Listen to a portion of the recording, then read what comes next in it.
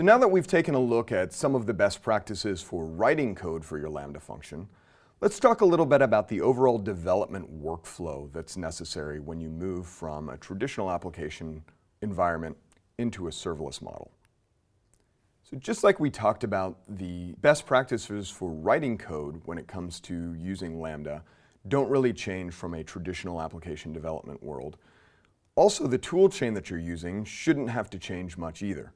You should still be using standard source control, IDE, build, and deployment tools when you're building functions in Lambda as you would when you're building traditional applications. The one addition to that is using a serverless application framework to help manage all of the components of the application. In a traditional application, you would typically use a build tool like Maven or Gradle to create a compiled application binary that then goes and gets deployed onto a cluster of servers. In the serverless world, there's an additional step where you need to package and deploy your code out to the Lambda service, and you're probably going to be breaking your code up across multiple different Lambda functions and resources. And this is where an application framework really becomes valuable. Typically, when you're deploying a serverless application, there are a number of different steps required in order to actually move from development into a running application.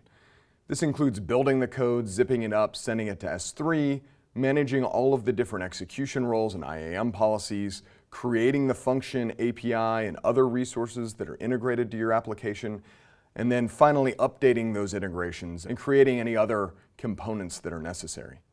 Now, typically when we think about a complex process like this, we would use a tool like AWS CloudFormation to script out and declare all of the different resources that need to be created and help with the orchestration there. However, with a serverless application, there are a lot of different resources that need to be created. So even to create a relatively simple API, for instance, that has a single method with one function backing it and maybe a simple DynamoDB table, there are a number of different resources and configuration components that you would need to define inside of a CloudFormation template in order to get that application launched. One of the main benefits of using an application framework, such as the AWS Serverless Application Model, is that the code required to define all of those application components is dramatically simplified.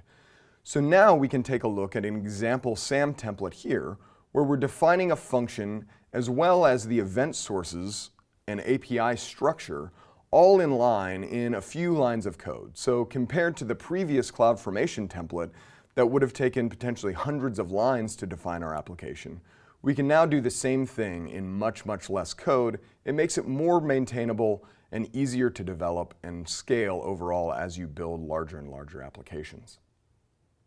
So let's talk a little bit more about AWS SAM, which is an example of one of these application frameworks. AWS SAM provides a CLI that allows you to easily package and deploy your applications. The first step in packaging a new application is to run the SAM package command. That command is going to take all of the function code or compiled binaries within your application, create a zip archive that's ready to be deployed to Lambda, and upload that to Amazon S3. It's then going to modify the template definition that you have to update the code URI from a local system path to the S3 path that's been created by the tool in the previous step. So now instead of you being responsible for zipping and packaging this application, the tool itself is automating all of that process for you. Once you've created a package template using the SAM CLI, it can then be deployed using the AWS CloudFormation service. So this allows us to simplify the overall deployment process we looked at previously to two simple CLI commands.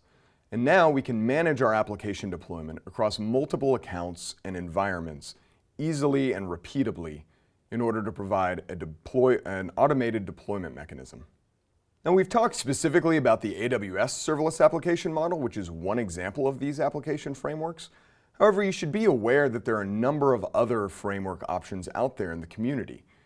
We've listed a few here, but there are new ones coming out every day, and you should definitely take a look at your specific application needs and which one fits best for you.